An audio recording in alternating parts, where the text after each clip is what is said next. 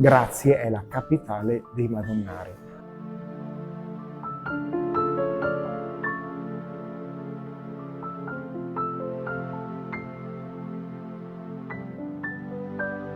Non esiste un concorso con questa storia e non esiste un concorso più antico del nostro che compie oggi 51 anni.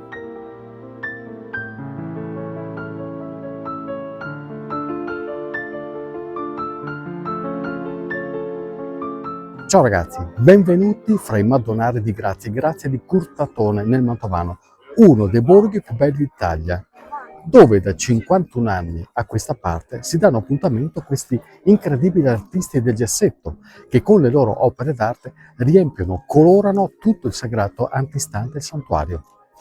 Pensate, ne sono arrivati circa 140, in gran parte dall'Italia, ma con una nutrita rappresentanza anche di paesi stranieri, come Stati Uniti, Canada, Giappone, Messico, Brasile, Germania, Paraguay.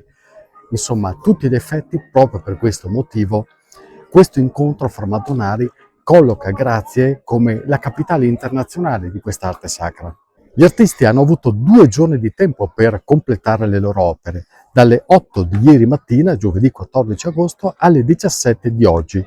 È appena scaduto il termine perché sono le 17:09. In questi 2 giorni hanno lavorato quasi ininterrottamente, sia sotto la canicola, fa davvero caldo anche perché il calore è acuito dal fatto che l'asfalto riflette, quindi lì sotto veramente ci si scotta, ma spesso hanno lavorato anche di notte perché non erano previste soluzioni di continuità nell'orario. Ma alla fine il colpo d'occhio è quello che vedete ed è un colpo d'occhio impagabile, un grande carosello di opere colorate di arte sacra da strada che riempiono il piazzale. Lo impreziosisce e diventa un motivo di orgoglio non soltanto per loro, per la festa, ma anche per la comunità. Cosa rappresenta questo evento per Grazie, per Curtatone, ma anche per Mantova a questo punto?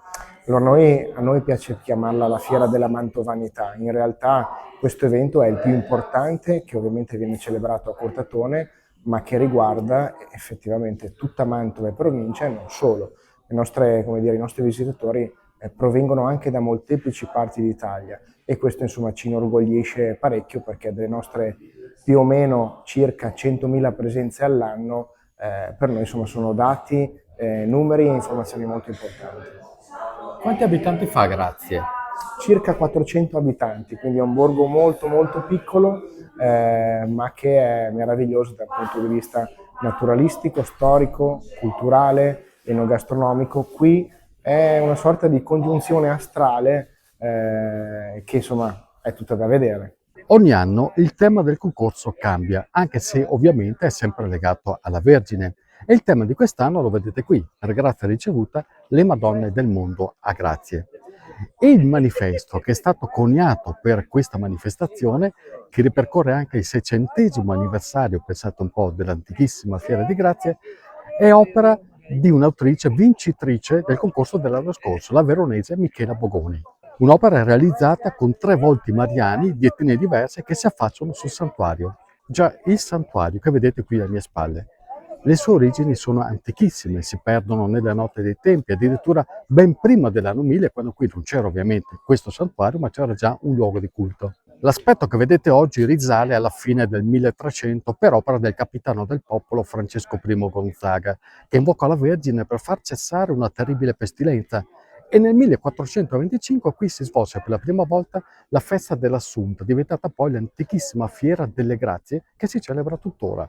Oltre alla bellezza, nella chiesa spiccano alcune caratteristiche che la rendono celebre, come il famoso coccodrillo impagliato appeso, pare dai frati qualche secolo fa, e poi i tantissimi ex voto in cera, un caso unico in Italia con questo materiale, ex voto che adornano le pareti lignee della navata insieme a una 60ina di statue polimateriche. E i Madonnari sono l'evento clou, la celebrazione di un sentimento profondo, di devozione, anche se un giorno queste opere non ci saranno più, perché quest'arte, pensate, è chiamata arte effimera. Alla prima pioggia purtroppo queste opere d'arte scompariranno.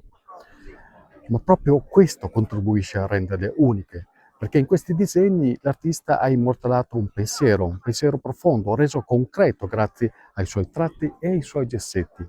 Ed è un pensiero destinato a rimanere nei cuori e nelle menti anche quando queste opere non ci saranno più. Come è nato questo Festival dell'arte sacra madonnara? Esattamente 51 anni fa, appunto in un momento di declino della nostra Fiera delle Grazie, che come sapete oggi compie 600 anni, questo declino ha portato a delle nuove idee da portare a questa fiera.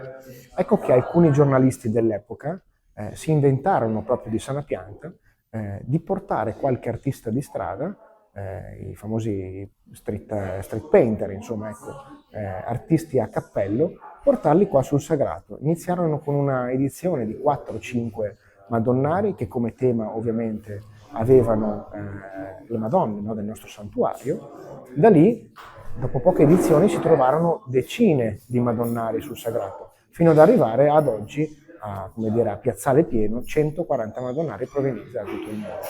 Aggiungo inoltre che questo concorso è assolutamente unico in Italia, ma unico nel mondo. Ecco perché si dice, ed è assolutamente, come dire, caratteristica, l'idea che Grazie è la capitale dei Madonnari, proprio perché non esiste un concorso con questa storia e non esiste un concorso più antico del nostro che compie oggi 51 anni. C'è un orgoglio in tutto questo, Federico. Ah sì, un orgoglio enorme. Io sono nato e cresciuto a Curtatone, non manco ad una fiera mai, quindi per me non esiste una fiera differente, un Ferragosto differente rispetto a quello che passiamo in fiera, prima come volontari, oggi anche con la consapevolezza dell'amministratore, ma è un qualcosa che ci connota, un qualcosa che ci struttura sin da bambini e quindi per noi oggi questo è un orgoglio enorme. Grazia rientra nel club dei borghi più belli d'Italia, grazie alla sua storia, alla sua bellezza, grazie alla localizzazione geografica in mezzo alle acque, come potete vedere con queste immagini, grazie al santuario e anche grazie ai Madonnari, perché no, ai quali, fra l'altro, è destinato un museo proprio qui in centro, con alcune delle opere che sono state realizzate nelle precedenti edizioni, un modo per immortalarle e per poterle continuare ad ammirare anche in seguito, anche negli anni a venire. E poi ovviamente c'è spazio anche per il profano, come è giusto che sia, come è logico che sia in una fiera che si rispetti, con tanti appuntamenti a carattere religioso, ma anche culturale, con concerti e quant'altro. Ma se passate da queste parti, fermatevi a gustare il panino con il cotechino, una specialità di Grazie. Questo panino bello, invitante, fumante, succoso, delizioso. Ecco, perché va bene ritemprare l'anima, ma anche il corpo va sostenuto, vero? Sì. Ciao ragazzi.